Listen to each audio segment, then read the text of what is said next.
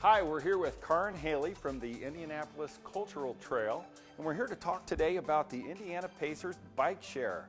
Could you give us a little information on it? I would love to. So the Pacers Bike Share program has 251 bikes and 29 stations all in downtown Indianapolis, built along the Indianapolis Cultural Trail. So the Cultural Trail is 8 miles, and if you want to ride a bike, you go up to one of the 29 stations, swipe your credit card, answer a few questions, and off you go.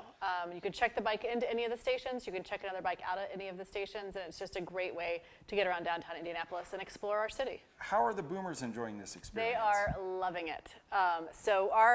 Everybody can ride the bikes. They're designed for 8 to 80. So the seats are adjustable. There's bells. There's 3 gears, so it's really easy to ride. There's step through. They've got baskets on them. So we know that we've got a wide variety of people who are using our bikes: men, women. We know we have kids who ride them. We know we've had someone as tall as George Hill ride them. One of the things you had mentioned about the Cultural Trail is the safety aspect, biking after hours, and maybe tell us about what the hours are where you can use the bike share program. So the bikes are available 365 days a year, 24 hours a day. They're accessible for everyone at all time. And the winter part, you could even ride them. We clear the Cultural Trail of snow and ice. So for those of you who want to get out and put your coats on, ride in the winter, you can. But for right now in the spring and summer, the lights come on the trail as soon as it goes dark. So we've got beautiful gardens. It's very well lit. There's $4 million worth of art that were invested on the Cultural Trail. So you get a beautiful experience and a new way to see your city. Takes you to neighborhoods, takes you to the top cultural destinations, takes you to Fountain Square, Massachusetts Avenue. It really is the best way to see Indianapolis. The biggest safety concern for most bikers is helmet use. Can you give us your thoughts on helmet use? So helmets are actually not required if you're going to ride a bike in the city of Indianapolis or the state of Indiana. Our bikes do meet all of the other requirements. One is to have a noise ringer, so we've got a bell on all of the bikes. And the rest is to have a rear and a front light.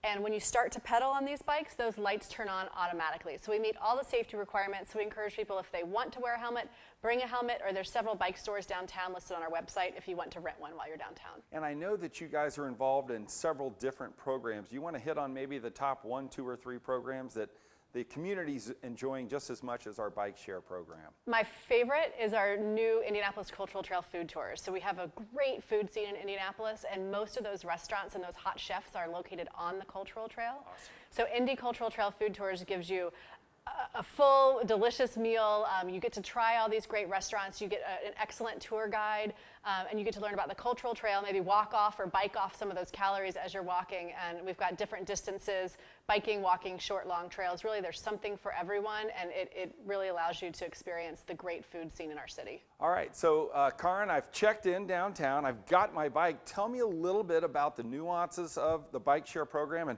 how it works once I have my bike. So you check out your bike from a station. You can walk up to a station. You just need an electronic form of payment. You swipe your card, and you pick which bike you want. It starts beeping. You pull out that bike.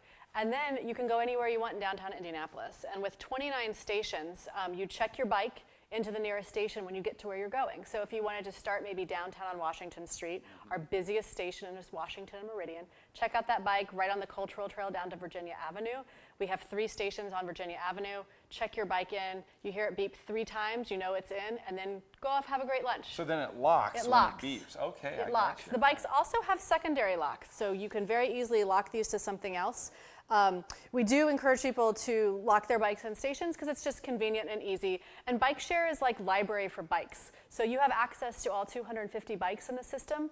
You have unlimited 30-minute trips for your $8 day pass. It's really a 24-hour pass for $8.